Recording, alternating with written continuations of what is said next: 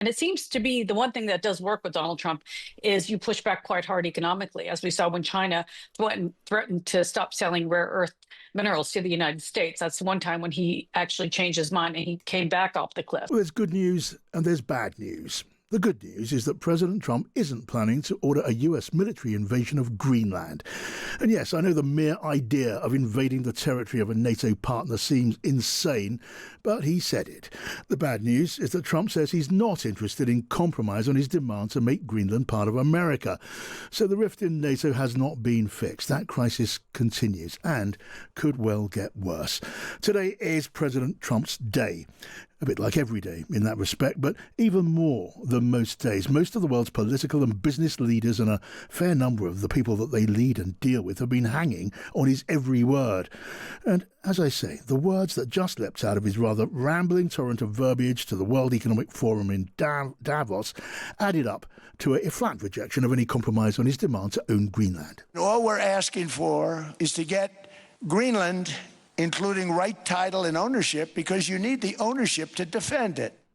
So it is some comfort, maybe quite a lot of comfort, that Trump explicitly ruled out the unthinkable, the unimaginable notion of the US military seizing Greenland by force. People thought I would use force. I don't have to use force. I don't want to use force. I won't use force. Now, of course, following Trump's words, it's never very easy, partly because, well, the plain objective truth is that it is simply impossible to trust, believe, or truly understand a single word that he says.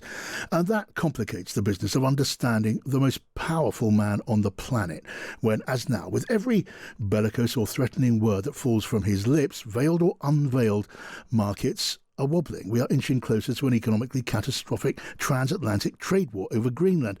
And there are serious questions about the future of the Atlantic Alliance itself.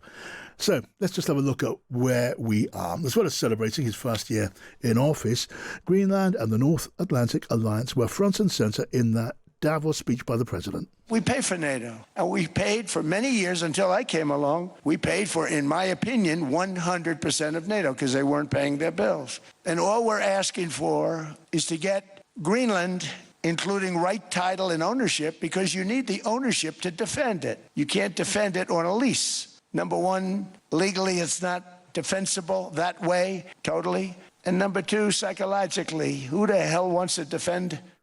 And into the bargain, the president hit out at Denmark over Greenland. After the war, we gave Greenland back to Denmark. How stupid were we to do that? But we did it. But we gave it back. But how ungrateful are they now?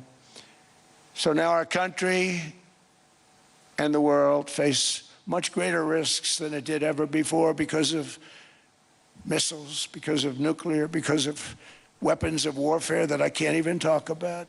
Well, quite a speech. Let's now welcome Karin von Hippel, the former State Department official who used to be at the top of the Royal United Services Institute. Karin, welcome back. Ooh, exhausting day, eh? It was exhausting, and it's not over yet. What are your thoughts on where we are now? Well, I mean, I thought that speech was, as you say, he was rambling. He was trolling everyone, including the Swiss hosts. He was trolling NATO partners.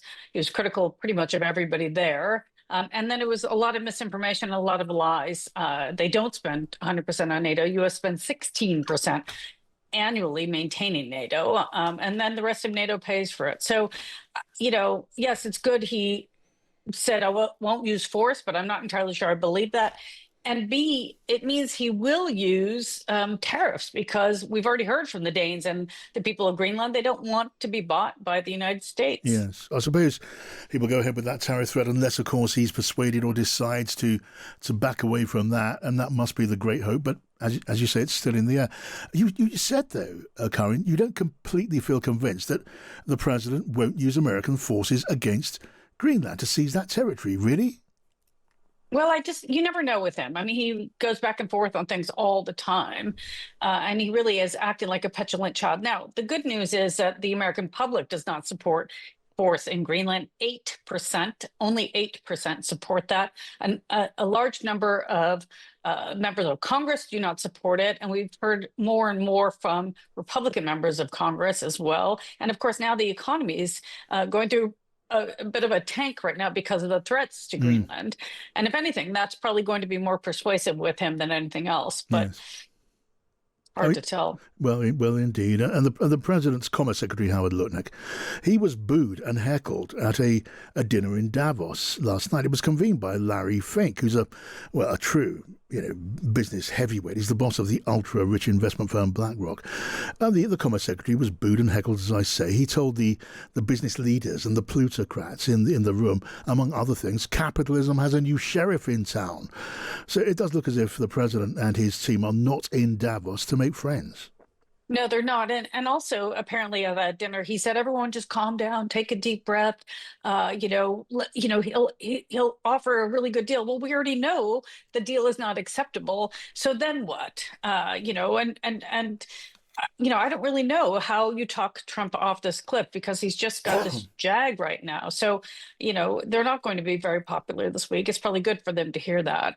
But then you never know with him how he responds when he gets excited about things. So, yeah, as you say, it's such frustrating. It's such a key point to consider. How will markets respond? How will business leaders respond if we are heading for, a very, very serious disruption of world trade, which would have an impact on the world economy? I'm going to be talking a bit about the markets further in a moment. Meanwhile, Karin, the European and other NATO leaders in Davos, like Mark Carney of Canada, they seem to be calibrating their responses now, don't they? Do you detect any sign of their wish to push back stiffening?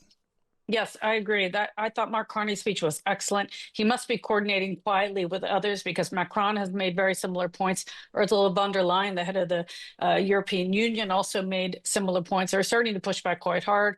They're starting to threaten their Bazooka trade instrument, which is an anti-coercive tool they designed really more for China, but now they may end up using it on the US. And it seems to be the one thing that does work with Donald Trump is you push back quite hard economically, as we saw when China threatened to stop selling rare earth minerals to the United States. That's one time when he actually changed his mind and he came back off the cliff. So I do think it's the right thing to do for the Europeans as well as the UK. And forgive an impossible question. I do occasionally throw these out. Is it your hunch? I mean, you're a woman of experience and judgment. Is it your hunch that there will be a deal and not a diplomatic and strategic implosion over this?